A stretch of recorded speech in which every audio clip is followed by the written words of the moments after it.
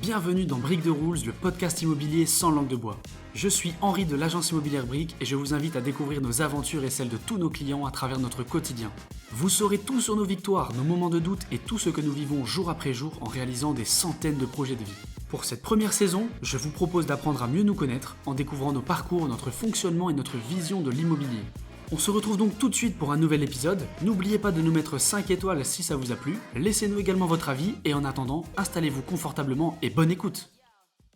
Souvent présenté par Brick, mais très peu par toi-même. Aujourd'hui, j'ai la chance de t'avoir à mes côtés, Max, mon associé depuis le départ, pour un petit peu faire le point sur ton parcours. Parce que même si on voit ta tête partout sur les panneaux ici à Moucron, c'est vrai qu'on n'a pas souvent l'occasion de te voir de l'autre côté de la caméra. Bah écoute, ouais, Maximilien, mais Max, c'est très bien. J'ai 32 ans, ça fait 10 ans que je fais de l'immobilier. J'ai eu plein de carrières avant, mais je suppose qu'on aura l'occasion d'en parler. Et si je devais me définir, je suis un gros fan de la culture geek, un petit peu, qui est typique des mecs de mon âge, je pense. J'ai la chance d'être capitaine de la très prestigieuse P2 de la JS de Tigny. Et pour me définir, j'aime bien dire, raconter mes deux rêves. J'aimerais bien faire un vol commercial dans l'espace si jamais c'est possible un jour. Et mon deuxième rêve serait d'ouvrir une espèce de SPA privée pour sauver les animaux malheureux. Voilà, je pense que ça me définit bien. Ah ouais, super, donc vraiment pas du tout lié à l'immobilier pour le coup. Ok, ça marche. Alors voilà, comme tu l'as dit et comme je l'ai souligné, on est associés, t'es gérant de Brick à mes côtés. Ça fait maintenant un peu plus de 3 ans qu'on a démarré cette aventure. Entre nous, j'ai l'impression que ça fait plus de 20 ans parce que je me sens parfois un peu fatigué, mais tout ceci en vaut quand même la peine. Est-ce que tu sais un petit peu nous expliquer le pourquoi du comment finalement ? Ben, tu le connais, on va l'expliquer à tout le monde, mais c'est vrai que le projet d'association ne date pas d'hier, ne date même pas de 3 ans et demi. Je pense que tu me tannes depuis 7-8 ans pour qu'on ouvre un business ensemble.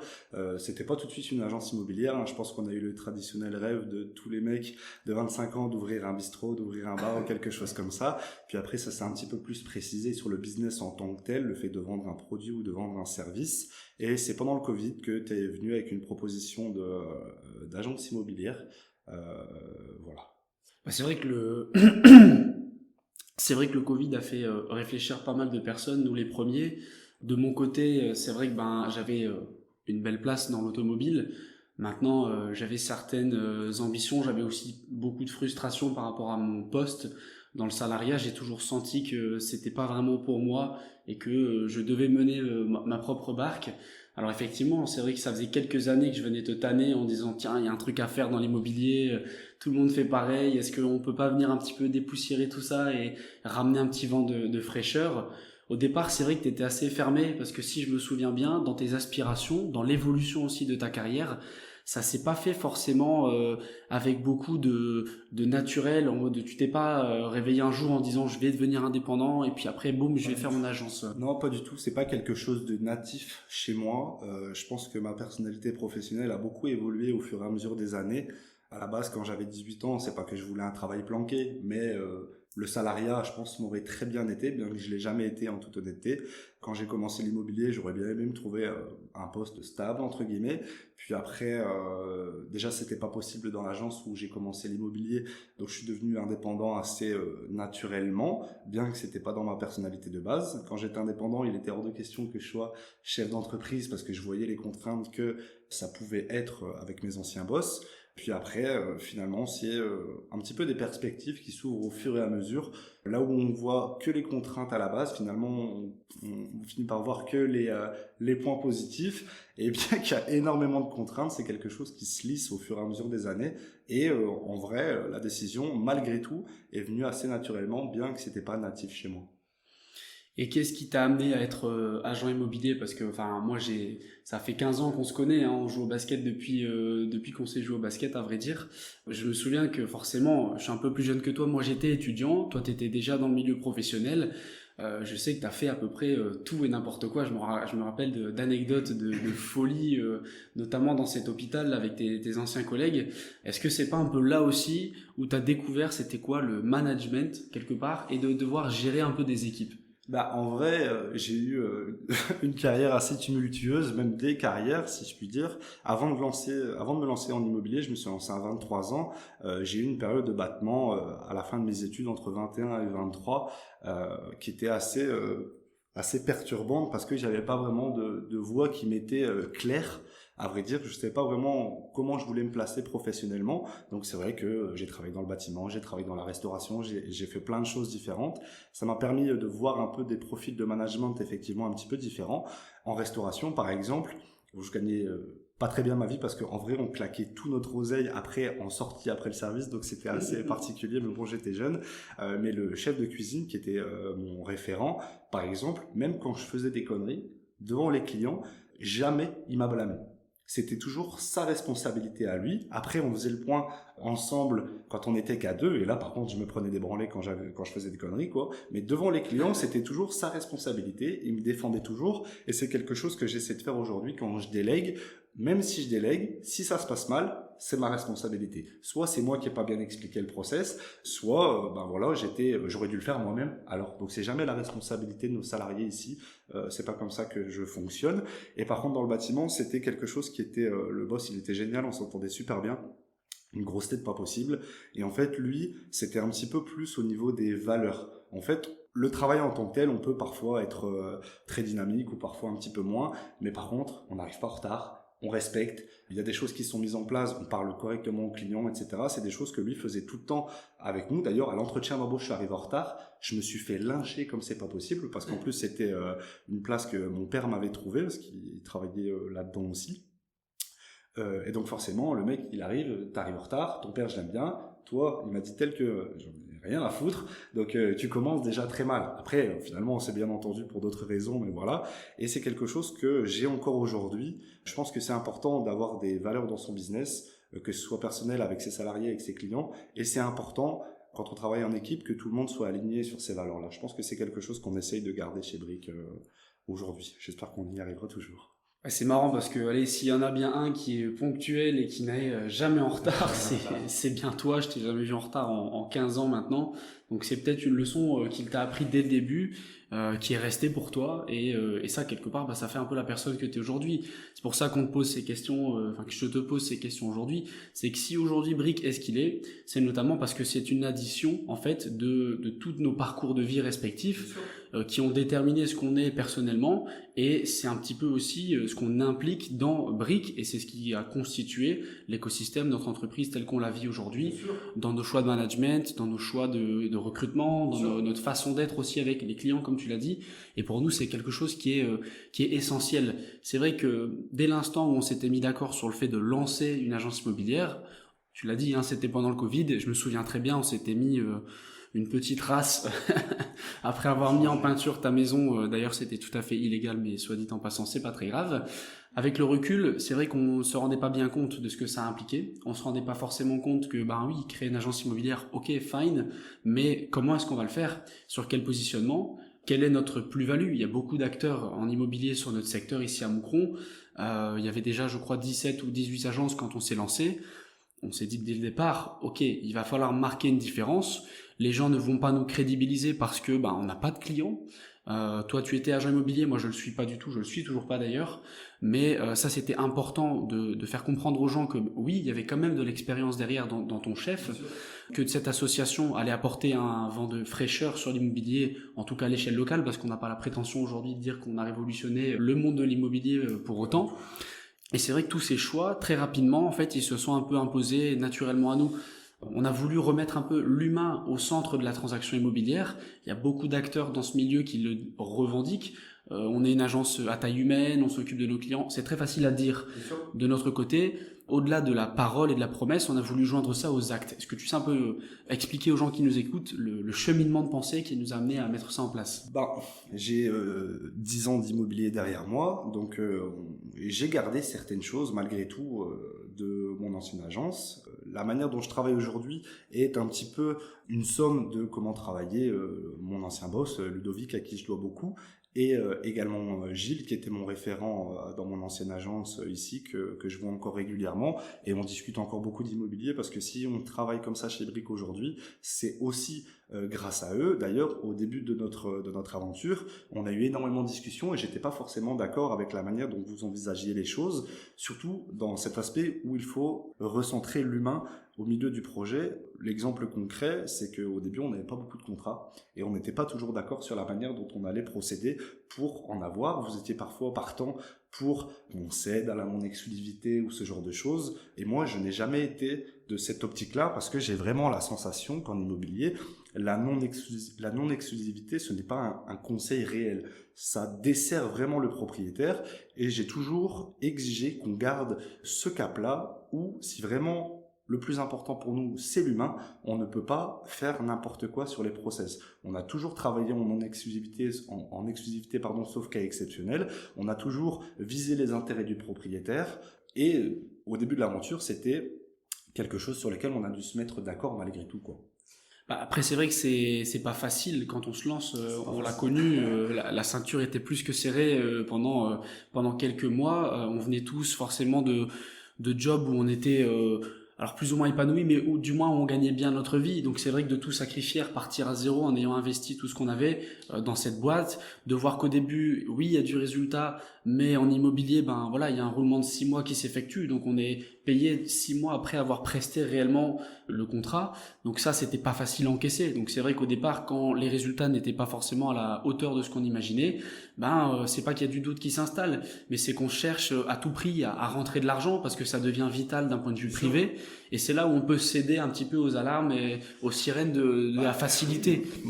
Allez, j'estime que c'était une réflexion normale, parce que malgré tout, tu peux promettre de recentrer l'humain au centre du travail, mais c'est pas ce qui va te payer ton salaire et te mettre à manger dans ton assiette à la fin du mois. Donc il faut malgré tout trouver parfois des compromis, à la fois être le plus professionnel et être le plus dans le sens du client, et à la fois malgré tout viser ce seuil de rentabilité qui est essentiel pour tous les commerces, quoi. Donc je pense malgré tout qu'en immobilier, si on faisait tout ce qu'il faut pour le client, ce serait difficile malgré tout d'atteindre ce seuil de rentabilité, parce que il y a des honoraires qui coûtent un certain prix, et voilà, c'est essentiel de prendre en compte malgré tout cette rentabilité, quoi. Il y a une expression qu'on utilise souvent ici en interne que j'aime beaucoup, c'est de dire il y a de la place au soleil pour tout le monde.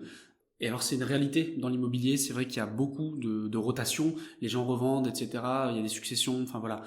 Nous, de notre côté, on s'est toujours dit, alors d'une part, on va avancer droit devant nous, on va pas regarder à gauche, on va pas regarder à droite ce qui se fait. Nos concurrents ont leur méthode de travail, nous avons la nôtre, qu'on a pensée, qu'on a conceptualisée, sur laquelle on va se figer. C'est un peu cette résilience que tu expliquais, où on se dit, ouais, les résultats ne sont pas encore là, mais on doit rester focus sur notre objectif, notre méthode, ne pas dévier et ne faire d'entorse à ce règlement qu'on s'est un peu fixé. Parce que finalement, si on impose l'exclusivité avec notre honoraire de 3% hors TVA qui est prévu de base à un client qui est conciliant avec nous, pourquoi est-ce que quelqu'un qui négocierait, etc., qui se montrait un peu potentiellement, qui fait jouer la concurrence, etc., pourquoi est-ce que lui, on devrait lui céder un 2% TTC, comme on peut le voir parfois dans d'autres agences, avec une non-exclusivité un peu sauvage? Ça ne va pas en fait, parce que si on n'est pas convaincu de notre service, si on n'est pas convaincu des prestations qu'on offre et du tarif qui convient et des conditions surtout qui conviennent avec ces services, et en fait on n'est pas armé pour défendre le projet des gens. Et c'est ça un peu la démarche aussi, où on a dit remettre l'humain au centre de tout, c'est d'avoir une proposition de valeur qui est juste pour tout le monde. Alors forcément, pas facile à tenir dès le départ, sauf que c'est là où la réflexion elle s'est faite pour se différencier des concurrents. Un commercial de manière générale, c'est pas que dans l'immobilier, il est focus très court terme. Lui se dit, ce mois-ci j'ai rentré 3 contrats, j'ai eu 2 offres, je vais passer 2 actes, j'ai presté pour autant de commissions et je vais en percevoir autant. C'est une vue qui est presque mensuelle, presque jour après jour. Il se dit, aujourd'hui j'ai bien bossé parce que j'ai eu des bons appels téléphoniques. Sauf que nous, en fait, on a pivoté par rapport à ça. On s'est dit, on doit avoir une vision très long terme. On part de zéro, une page blanche, les gens ne nous connaissent pas. Ce qui va faire qu'on réussit, c'est finalement toutes les graines qu'on va semer aujourd'hui, qu'on va convertir en une belle petite plante, qu'on va travailler de la meilleure des façons, avec les conditions et le service qu'on a mis en place. Et ces graines-là qu'on a fidélisées, parce qu'ils sont contents de l'expérience vécue, reviendront vers nous naturellement sous forme de, c'est la tante, le frère, une connaissance qui vient parce que l'expérience vécue avec nous, elle a été positive. Nous, on a misé énormément là-dessus. C'est encore une fois misé sur l'humain, mais, pardon, à travers le service. Parce que si finalement la promesse d'être humain ne suit pas, les actes ne suivent pas plutôt la parole, les gens ne reviennent pas, ne nous conseillent pas, ne deviennent pas nos ambassadeurs. Et je crois qu'aujourd'hui, c'est peut-être la force qu'on a réussi à mettre en place, c'est qu'on a une communauté qui est assez engagée derrière nous, que ça soit sur les réseaux sociaux, que ça soit même en vrai. Nos proches, nos clients sont devenus nos ambassadeurs. Et ça, tu vois, dans la vision, on a vraiment basculé le modèle entre court terme, ma petite commission là tout de suite, faire du chiffre, et c'est là où tu peux céder facilement à baisser tes honoraires, à baisser tes conditions, à accepter à peu près tout et n'importe quoi, ce qui encore une fois dessert le client, tu l'as bien dit et bien expliqué, alors que là nous on a dit parfois non à des contrats, alors que franchement on en avait clairement besoin, même à des conditions merdiques, on avait besoin de cet argent, mais on a préféré dire non pour rester vraiment aligné sur notre vision, notre concept. Et je pense qu'aujourd'hui, alors c'est facile à dire avec le recul, on le regrette pas parce que en fait on arrive à ne plus devoir négocier, ou très rarement, que ça soit sur les conditions ou sur les honoraires, et on arrive même à des situations où en fait nos agents, et c'est bien pour ça qu'on travaille, c'est pour les mettre dans les meilleures conditions, sont rarement en concurrence lors d'une estimation. Il y a deux choses dans ce que tu as dit. La première, c'est le fait d'avoir de la place au soleil pour tout le monde. Ça fait aussi partie de recentrer l'humain au milieu de l'immobilier. Parce que nous, c'est pas qu'on est anti-concurrentiel, c'est juste que, effectivement, tu l'as mentionné, chacun a sa route. Moi, les commerciaux, les agents de la région, je les connais tous. On n'a pas vraiment d'ennemis, c'est même plutôt l'inverse, c'est presque plutôt des copains.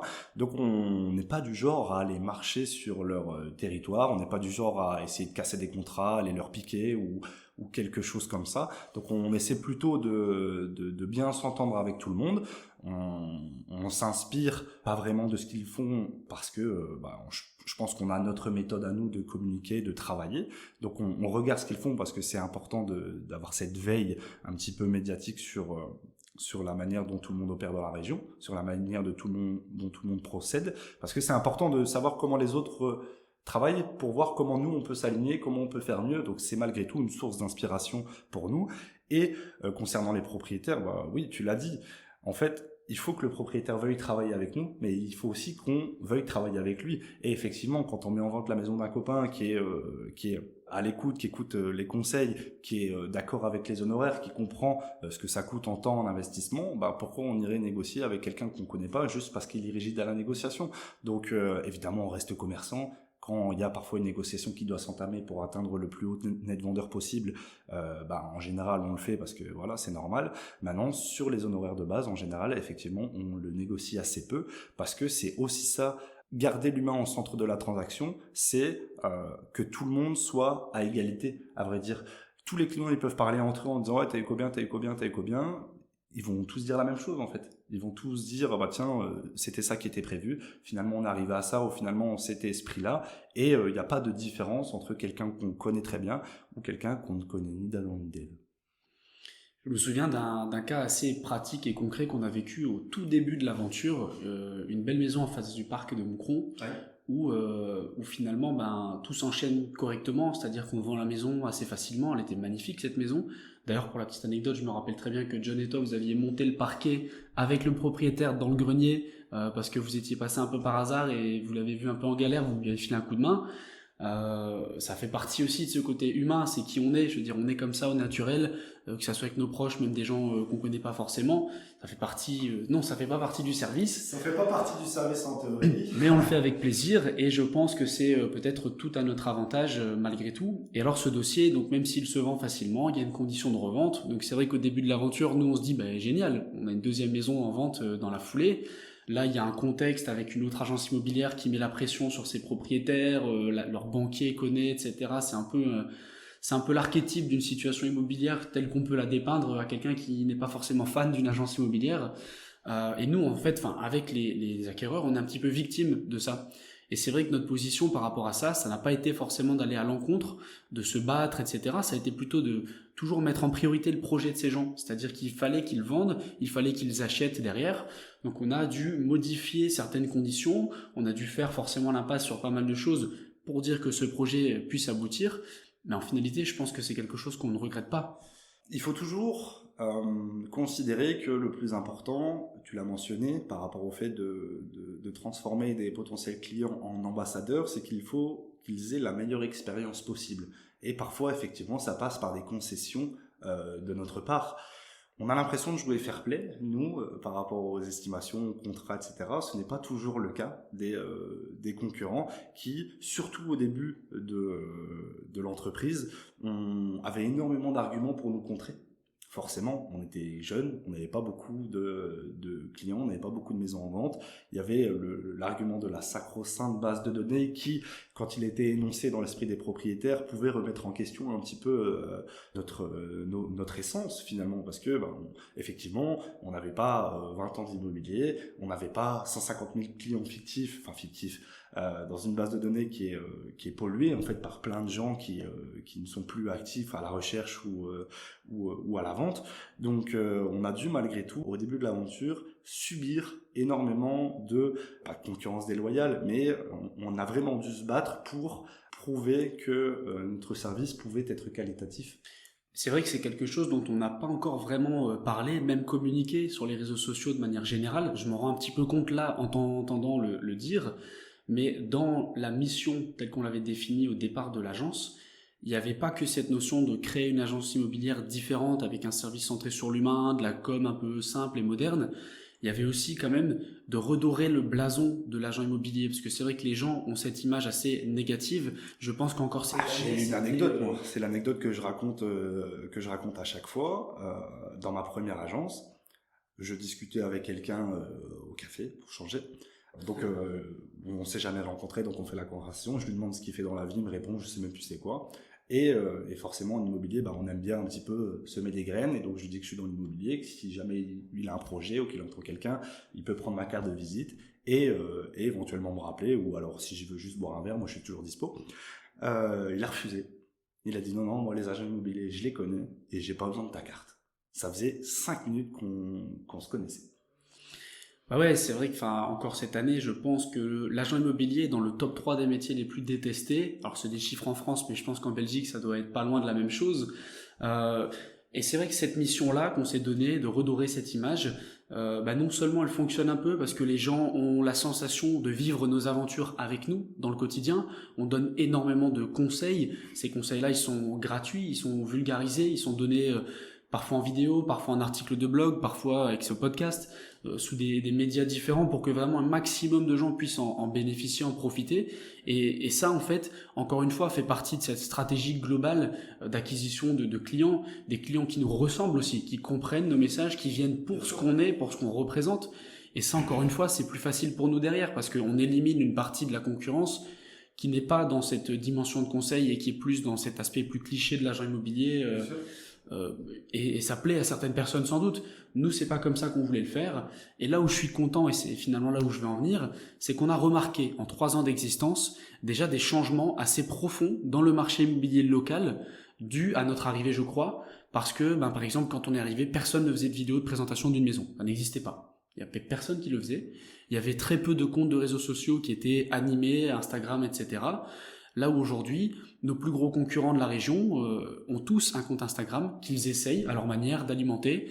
Ils ont tous lancé, entre guillemets, des vidéos de présentation des biens avec plus ou moins de qualité. Entre guillemets, nous, on s'en fout dans le sens où moi, je trouve ça positif. Je trouve ça positif pour une raison essentielle, c'est que finalement, ça tire tout le marché des agents immobiliers vers le haut. Je suis assez d'accord, parce que en fait, moi, il y avait 2 choses essentielles que je voulais qu'ils ressortent de notre communication. C'était je voulais pas me mentir à moi-même. Donc je voulais que les gens me perçoivent exactement comme je suis. Donc j'ai mes tics de langage, parfois c'est rigolo, parfois c'est bizarre ou c'est juste jeune, j'ai mes références à moi. On parle dans nos vidéos exactement comme on parle dans la vraie vie, je ne prends pas de pincettes, il y a des profils avec lesquels ça fonctionne bien, il y a des gens qui vont pas apprécier ma manière de parler, mais ça me ressemble. Donc effectivement, tu as raison de mentionner qu'on attire des clients qui nous ressemblent. Et la deuxième chose, c'était que tous les gens qui se trompent en immobilier ou qui perdent de l'oseille, c'est parce qu'ils ont été mal conseillés. Et c'était quelque chose d'essentiel pour nous de, à notre manière, avec nos formats, pouvoir initier le plus de personnes possible à toutes les bases que sont l'immobilier. Je pense que c'est pour ça qu'on développe autant de contenu sur la manière dont, qu'on explique les droits d'enregistrement ou comment ça fonctionne une transaction. Est-ce que c'est plus important d'abord d'acheter ou d'abord de vendre? On essaie beaucoup de, c'est tout ce que je dis en rendez-vous, on essaie beaucoup de retranscrire le discours commercial pour dire que les gens apprennent des choses et deviennent initiés en immobilier pour éviter qu'ils fassent des conneries en achetant trop vite ou en achetant un bien qui est peut-être pas adapté ou qu'ils aient des mauvais réflexes de réflexion quand ils arrivent en visite ou qu'ils arrivent entre guillemets sur le terrain non préparés et qu'il y ait des questions qui ne soient pas encore élucidées dans leur esprit sur comment ça fonctionne, est-ce qu'il faut aller voir une banque d'abord, combien ça va me coûter d'acheter une maison à 200 000 euros, est-ce que c'est différent si j'achète une maison à 150 000 euros au-delà du prix, est-ce que les frais sont différents, comment ça se passe, est-ce qu'on peut choisir son notaire, comment ça fonctionne à l'état des lieux, comment ça fonctionne à bail. C'était important pour nous de mettre ce contenu à disposition. Après les gens ne le regardent, le regardent ou ne le regardent pas, ça c'est autre chose, mais d'au moins le mettre à disposition pour dire que les gens spontanément quand ils sont dans leur feed peut-être qu'ils ont appris quelque chose et ça c'est je pense une petite victoire qui est à notre actif parce que je pense qu'on a appris des choses à des gens. Je crois aussi qu'au-delà de ça, c'est le réel rôle d'un agent immobilier. Il y a une phrase que je t'ai entendu dire au tout début de l'aventure à des clients qui m'a surpris sur le moment. J'avais assisté au rendez-vous avec toi, je me rappelle très bien. Donc on est assis chez des personnes d'un certain âge qui envisagent de mettre en vente leur maison. Et ils disent mais moi je vais peut-être la vendre avec mon notaire parce que je travaille avec lui depuis des années, je le connais bien, ou alors peut-être qu'on le vendra par nous-mêmes, on a le temps, on est retraité, etc. Et la première chose que tu leur as dit c'est en fait vous avez raison parce que votre maison, si vous la mettez au bon prix, elle va se vendre toute seule, vous n'avez pas besoin d'un agent immobilier. Alors sur le moment, je me dis, je sais pas si tu es au courant, on a signé 2 contrats, on n'a plus un rond, et tu es occupé de dire à ces gens de ne pas passer avec nous et de la vendre eux-mêmes.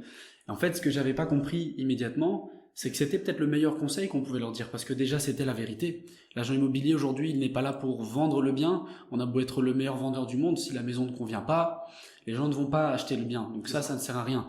L'agent, il est là pour maîtriser le cadre. Il sert vraiment d'intermédiaire. Je l'ai dit dans le premier podcast, je le redis tellement c'est important. C'est un vecteur de transmission entre 2 projets de vie. Et il est là pour accompagner ces 2 projets de vie.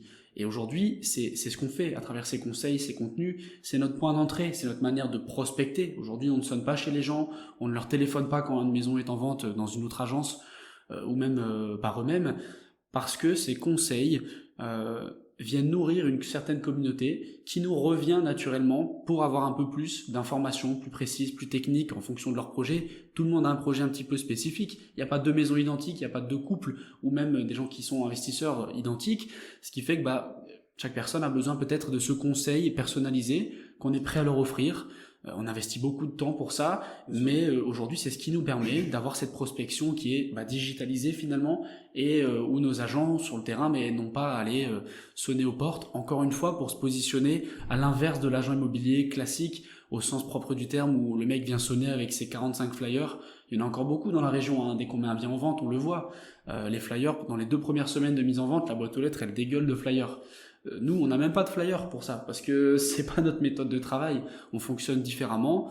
On préfère aller proposer des conseils aux clients comme si c'était des hameçons, entre guillemets, et que les clients viennent derrière pour être conseillés. Je pense que c'est un imaginaire qui est assez moderne. À vrai dire, je pense qu'aujourd'hui, les gens de notre génération se font harceler. Je pense qu'il y a de la publicité partout. Il y a des téléprospecteurs qu'ils appellent quotidiennement pour vendre des conneries. Et nous, on voulait pas avoir cette manière agressive de proposer quelque chose. Nous, on met à disposition un service. Si on peut aider les gens tant mieux. Si on ne peut pas les aider, ça sert à rien. Moi, je suis là pour maximiser les chances de vendre dans les meilleures conditions et au meilleur prix. Ça, c'est mon taf à moi. Mais c'est vrai que si vous avez une maison de rangée complètement rénovée à Luynes, qu'elle vaut 220 et que vous en espérez 180, vous n'avez pas besoin de moi pour la vendre à 180 000 euros. Moi, je suis là pour maximiser le prix de vente en stimulant le marché, parce que malgré tout c'est une réalité. Avec notre contenu, on a la sensation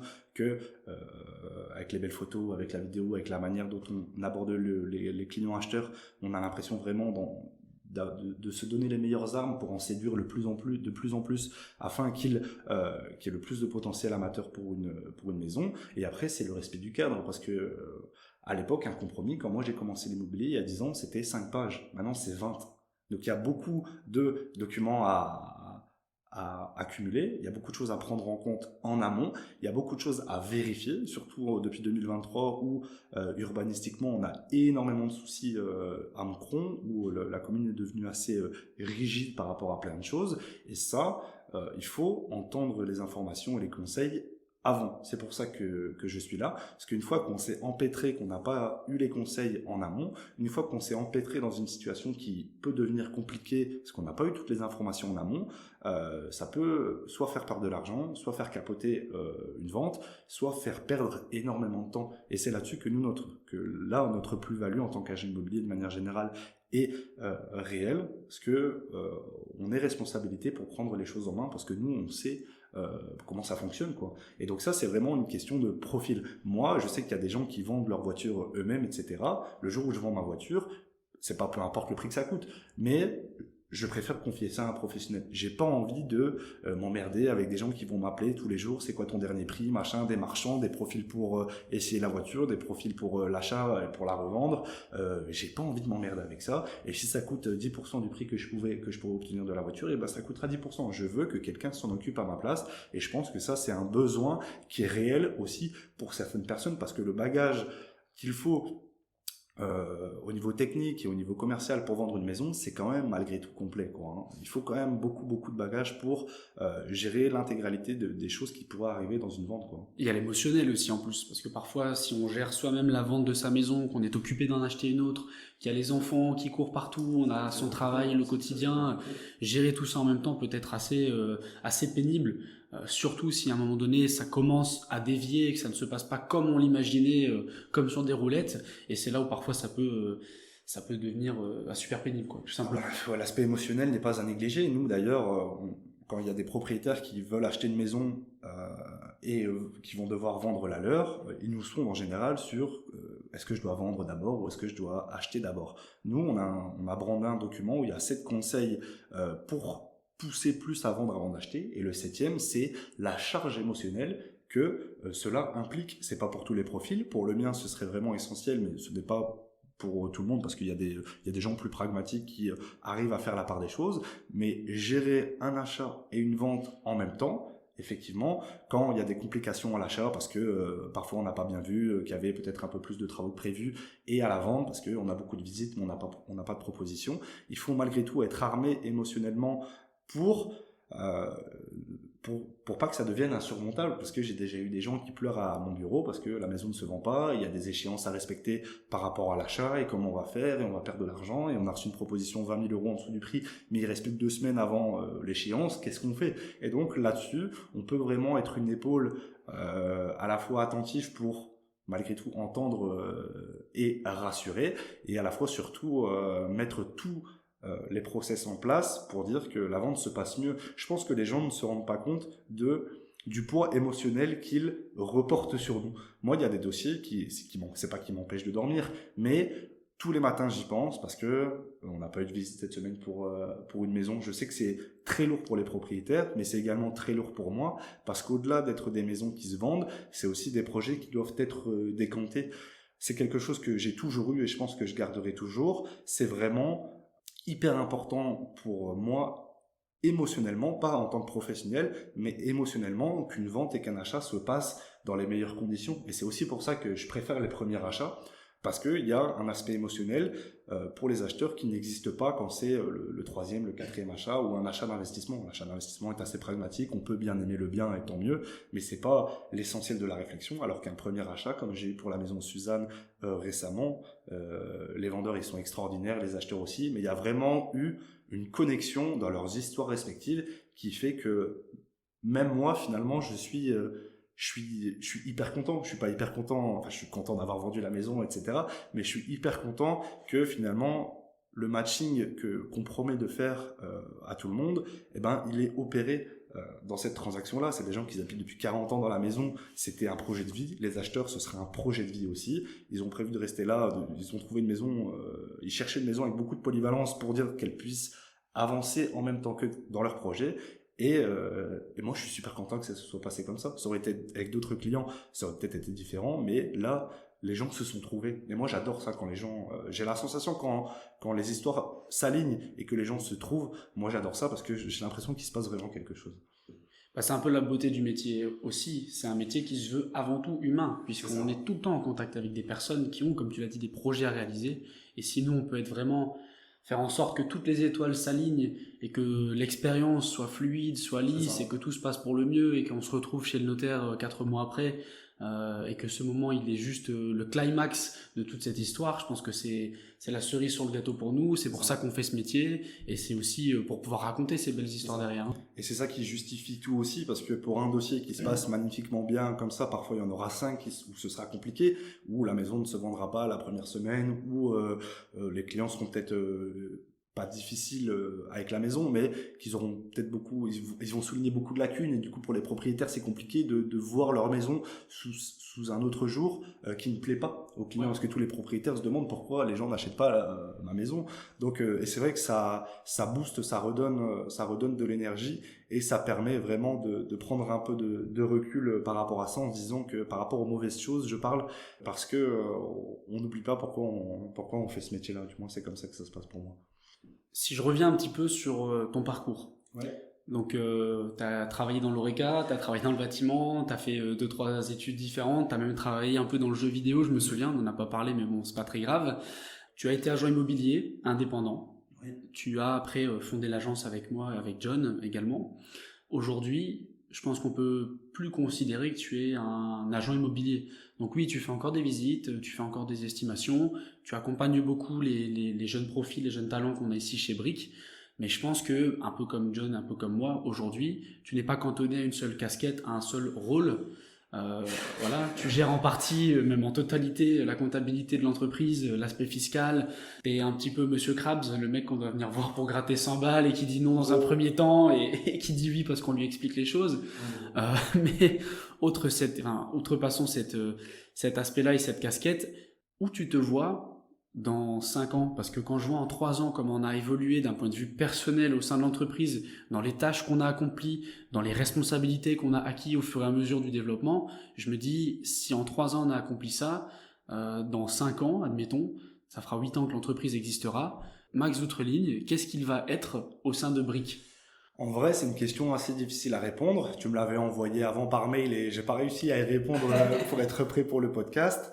Mais c'est assez difficile pour moi d'y répondre, parce que tu l'as dit, il y a 5 ans, moi j'étais un indépendant, et encore, je pense que j'étais encore stagiaire IPI au sein d'une autre agence. Et là, je me suis retrouvé forcément à faire l'agent immobilier pour Brick au début, et puis maintenant c'est peut-être plus dans la gérance. Moi, ce que j'aime bien dans le fait d'avoir plusieurs casquettes aujourd'hui, et celle qui me plaît le plus, je pense, c'est que j'aime bien donner le cap, j'aime bien établir ce qu'on devrait être dans quelques mois, dans quelques années. Et je ne sais pas exactement comment faire au quotidien pour aller dans cette direction-là, mais moi j'aime bien définir quels doivent être nos standards pour l'avenir. Donc ça, c'est quelque chose une casquette que je m'attendais pas à avoir, parce que c'est vrai qu'on en a beaucoup Ici, je m'occupe de tout l'opérationnel pour l'instant à Moucron avec William et Pauline pour la vente et la location. En plus, je m'occupe de tout l'aspect financier, la gestion des comptes. C'est vrai que je passe pour le chiant qui veut jamais lâcher un bal, mais bon, quand on a commencé avec 0 €, c'est dur de se dire que maintenant on peut être un peu plus souple sur l'état des finances. Et ouais, moi j'aime bien me considérer comme un de ceux qui définissent le cap. Honnêtement, c'est ce qui me plaît le plus quand je vois un petit peu les perspectives qu'on a aujourd'hui depuis qu'on s'est associé avec Gaëtan, quand je vois un peu les perspectives que ça peut nous ouvrir, bah c'est vrai que c'est stimulant personnellement parce qu'il y a des projets qui vont pouvoir se réaliser pour nous, et c'est stimulant aussi pour Brick parce que ça permet beaucoup plus de polyvalence. Gaëtan gomme certains de nos défauts, certains de mes défauts aussi commercialement parlant, et nous on gomme certains des siens, parce que Gaëtan est encore jeune, et sur certains points il peut parfois un petit peu manquer de structure, et nous on a cette expérience-là justement pour l'aider dans ce sens-là. Donc toutes les portes que ça nous ouvre, en vrai ce n'est que du positif, et quand je constate, sans vouloir faire l'américain, où est-ce qu'on en est aujourd'hui, et à quel point ça peut nous ouvrir des portes et à quel point ça me stimule, je suis curieux de voir au fur et à mesure du temps, si on continue à bien travailler, quelles autres portes vont pouvoir s'ouvrir. Donc c'est difficile pour moi de me situer dans 1 an, dans 5 ans, dans 10 ans, mais j'appréhende tout ce côté-là avec beaucoup de positivité et beaucoup d'optimisme. Je suis pas quelqu'un de très optimiste de nature, mais c'est vrai que professionnellement, du moins, je le suis parce que j'ai vraiment la sensation qu'on fait du bon travail, et que si on continue comme ça, je suis curieux de voir les portes que ça peut nous ouvrir, quoi. D'accord, donc tu sais pas vraiment où on Impossible sera. pour moi. C'est impossible pour moi de le dire. C'est peut-être un défaut d'entrepreneur de pas avoir de vision long terme, mais en tout cas, même personnellement, c'est très compliqué pour moi de voir où est-ce que j'en serai dans 5 ans, quoi. J'espère que j'aurai été malin pour faire les bons choix, quoi. Je crois pas que ça soit un défaut, parce que avec le recul, on pouvait pas imaginer il y a 3 ans Impossible. où on en serait aujourd'hui. Donc c'est pas forcément facile de faire l'étape inverse, de dire et dans 5 ans ou même dans 3 ans, où est-ce qu'on en sera. On sait, comme tu l'as dit, vers où on veut aller. Je crois que ça c'est important, le cap, comme tu l'as dit. Maintenant, où on en sera précisément, c'est pas tellement important. En fait, on verra un petit peu, comme tu l'as dit, quelles seront les portes qui vont s'ouvrir à nous. Tous les choix qu'on pose au quotidien sont déterminés par ce fameux cap. C'est vrai que 2023, les gens s'en sont pas forcément rendus compte parce qu'on ne communique pas sur ça, c'est du boulot interne, mais on a travaillé énormément sur nos process. On a refait notre site internet de A à Z alors qu'il était encore tout neuf, il avait 2 ans. On a refait un CRM en interne complet qui est encore en cours de développement, de peaufinage, qui va encore s'améliorer au fur et à mesure de l'existence et des besoins de l'entreprise. Mais tout ça, en fait, ça nous permet d'envisager, de scaler un peu le modèle, de pouvoir peut-être ouvrir cette 3e agence qu'on espère pouvoir ouvrir assez rapidement. C'est ce que j'allais dire. C'est vrai que là, on en est à un point où on peut se permettre d'envisager toutes les opportunités. Et ça, c'est gay. On n'est plus à compter le moindre centime pour voir comment on va pouvoir réussir à finir le mois. Là, on n'est toujours pas à l'aise au point de pouvoir se dire tiens, on doit plus travailler ou quelque chose comme ça, mais on pourra se permettre de saisir une opportunité si elle se présente, que ce soit un nouveau collaborateur, que ce soit peut-être un nouveau bureau dans une ville qu'on n'a pas encore exploité, que ce soit peut-être ici dans les nouveaux bureaux à Moucron, on est toujours en location, que ce soit peut-être l'achat d'un bâtiment peut-être un petit peu plus polyvalent avec du résidentiel en plus, où on pourrait vraiment faire les travaux, etc. Ce sera peut-être quelque chose comme ça. Là, on se donne les armes de pouvoir saisir les opportunités, et c'est chouette de pouvoir se dire qu'on en est capable. Je pense que quelque chose qu'on a bien fait, et c'est peut-être un conseil qu'on peut donner à des entrepreneurs, des jeunes un peu comme nous qui aimeraient se lancer, c'est que dès le départ, on a toujours opté pour le choix le plus pertinent et qui était souvent alors le plus compliqué. En se disant on va pas se faciliter la vie en faisant comme ci, comme ça, en choisissant la solution la moins coûteuse, la plus simple, la plus directe. On a dès le départ dit ok, on a des ambitions, on sait que ça prendra un certain temps pour se mettre en place parce qu'on n'a pas de budget, qu'on part d'une page blanche, donc on a dû être créatif pour quand même trouver des solutions pas chères et qui soient pertinentes, notamment le site internet, pour ne citer que lui. Néanmoins, on s'est toujours dit, il faut réfléchir comme si on était 150. Aujourd'hui, on est 8, on a accueilli 4 stagiaires, donc on peut dire qu'on est 12 pendant un certain temps, mais dans nos process, dans le CRM qu'on a développé, dans le site internet, la manière dont on l'a pensé, on s'est dit, il faut déjà s'imaginer qu'on ait 15 agences un peu partout en Belgique, qu'on ait 150 collaborateurs, et que les process doivent fonctionner. On peut avoir une agence demain à Liège, qui est littéralement à 3 heures de route de là où on se trouve en Belgique. Pourtant, la Belgique n'est pas grande, donc c'est vraiment l'opposé. Et ça doit pouvoir fonctionner, sans qu'on doive être sur place, personnellement, physiquement, tout le temps. Et c'est pour ça qu'on a digitalisé un maximum de process, qu'on a établi une structure, des responsabilisations en interne, avec vraiment un canevas à suivre dans tel cas de figure. On a essayé de penser à tous les scénarios possibles et essayer d'automatiser un maximum de tâches pour qu'en fait, avec l'équipe qu'on a aujourd'hui, on est 8, on arrive à abattre un travail peut-être d'une structure plus traditionnelle où il devrait être 20, 25 pour pouvoir le réussir. Parce que aujourd'hui, il y a beaucoup d'outils qui existent. Nous, on les a développés par nous-mêmes pour que ça fitte encore plus à notre modèle. Mais je pense qu'il y a déjà moyen de faire des belles choses avec des outils déjà existants et de pouvoir vraiment se simplifier le travail au quotidien, d'être plus efficace, plus pertinent. Et encore une fois, je reviens là-dessus, mais dégager plus de temps à ce qui est important, à savoir être en contact avec ses clients pour les fidéliser, pour qu'on les transforme en ambassadeurs, pour qu'ils vivent la meilleure expérience possible en fait. Et ça, voilà, c'est peut-être un peu le mot de la fin. J'aimerais donner ce conseil à nos auditeurs, à ceux qui ont peut-être des ambitions un peu similaires. Lancez-vous là-dedans et ne réfléchissez pas simple, réfléchissez efficace sur le long terme. Votre vie d'entreprise, votre carrière professionnelle, c'est pas un sprint, c'est pas faire le meilleur bilan dès la première année, essayer de prendre des dividendes et de gagner un maximum d'argent, c'est voir long terme. Où va ma boîte? Le cap, tu l'as dit. Comment faire pour atteindre ce cap? Maintenant, la durée, ça c'est toujours impossible à déterminer. Est-ce que c'est 1 an, 10 ans? En fait, on ne sait pas. Le marché, il est volatile. On n'a pas toutes les cartes en main. Donc, on est aussi tributaire de tout ce qui se passe. 2023 a été une année compliquée en immobilier. De notre côté, on s'en sort bien. On a encore fait x2 par rapport à l'année précédente, ce qui est très bien. Mais en même temps, on reste prudent par rapport à ça parce qu'on ne sait pas 2024 comment ça va se passer. Donc, tout ce qu'on met en place, bien sûr, c'est avec une certaine réserve, une certaine prudence. On investit beaucoup de ce qu'on gagne dans le développement de la boîte pour aller plus vite aussi, grandir et toujours continuer sereinement quand même ce développement. Le risque, il est calculé. On n'a pas fait de levée de fonds parce qu'on veut rester maître aussi de nos décisions et de l'écosystème de l'entreprise.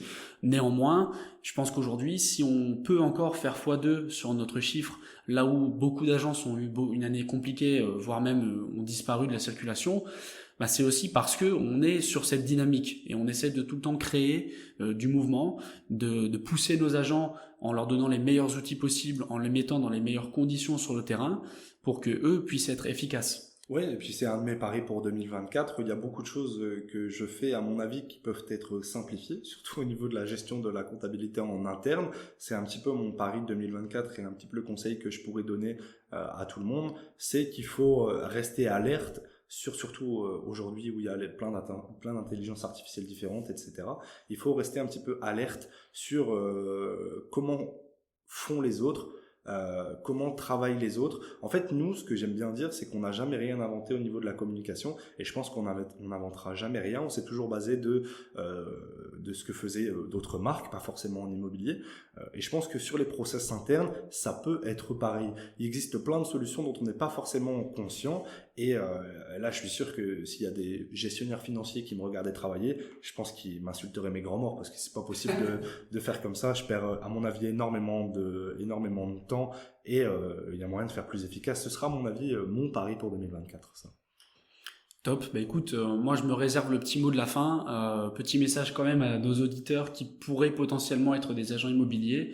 Sachez que nous sommes prêts, nos process, nos outils, notre techno, elle est prête. On a nos 2 Cassius clés, à savoir la première agence de Moucron, la deuxième agence de tournée qui a fêté d'ailleurs hier ses 2 ans. On a nos business models qui fonctionnent. La méthode, on l'a approuvée, on l'a validée, les chiffres le montrent aussi, on peut discuter de ça assez ouvertement, on n'a pas vraiment de secret à ce niveau-là, ça fera peut-être l'objet d'un podcast à part entière je pense. Néanmoins, si vous nous écoutez, que vous avez envie peut-être de réinventer votre quotidien d'agent immobilier, de redécouvrir un petit peu les facettes de votre métier qui sont essentiellement tournées sur l'humain et où nous, en fait, on agit pour vous comme un label, on vous pousse, on vous met en avant, on développe votre communauté, votre image de marque personnelle, eh bien, envoyez-nous un petit message. Instagram, Facebook, là où vous êtes connectés, on sera connecté aussi. Donc, rentrez en contact avec nous, on discute. et je pense qu'on peut faire de très belles choses ensemble. Nous sommes, je le redis, prêts pour cette année 2024 à aller de l'avant, à continuer le développement, ouvrir de nouvelles antennes, de nouvelles agences un peu partout en Wallonie, parce que le flamand on maîtrise pas encore suffisamment pour dire de se lancer. Je ferme la parenthèse là-dessus. Et en tout cas, n'hésitez pas. Je veux dire, nous on est dispo, on est prêts, on a envie de tout casser cette année. Donc il faut nous contacter et n'hésitez pas pour réinventer votre quotidien. Je pense qu'on peut être votre partenaire pour faire un gros bout de chemin ensemble, du moins tant que vous le souhaiterez. Merci Max pour l'échange. Pareil, hein, s'il y a des questions à Max, n'hésitez pas en commentaire, vous laissez, il prendra le temps d'y répondre entre 2-3 virements et 2-3 visites. De notre côté, tu peux peut-être encore nous donner un élément, ta petite reco culturelle, le petit mot de la fin. Je sais que tu lis tu lis beaucoup de choses assez spéciales, assez particulières. Peut-être que ça t'a aidé ou pas dans ton développement, que ce soit personnel, au niveau professionnel. Si tu peux un peu expliquer à nos auditeurs ce que tu consommes, que ce soit des livres ou même des podcasts. Écoute, moi je suis pas très confiant. Je trouve que la société fonctionne mal sur plein de choses, donc mes lectures sont un petit peu particulières. Mes 2 dernières lectures, c'est 1984 et Le meilleur des mondes de Huxley. Donc c'est assez particulier, j'aime bien un petit peu tout ce qui est dystopique. Et si je devais comparer avec ce qu'on fait aujourd'hui, ce serait peut-être à notre échelle de peut-être rendre le monde un petit peu meilleur, quoi. Ok, écoute, ça c'est un sacré beau mot de la fin. Je pense qu'on va en rester là et je vous donne en tout cas rendez-vous très prochainement pour le prochain podcast. J'espère que vous avez apprécié cet épisode. Si vous souhaitez soutenir le podcast et nous aider à le faire grandir, pensez à partager votre avis, c'est gratuit et promis, cela ne vous prendra que 30 secondes. En attendant, merci pour votre écoute et à bientôt pour un prochain épisode.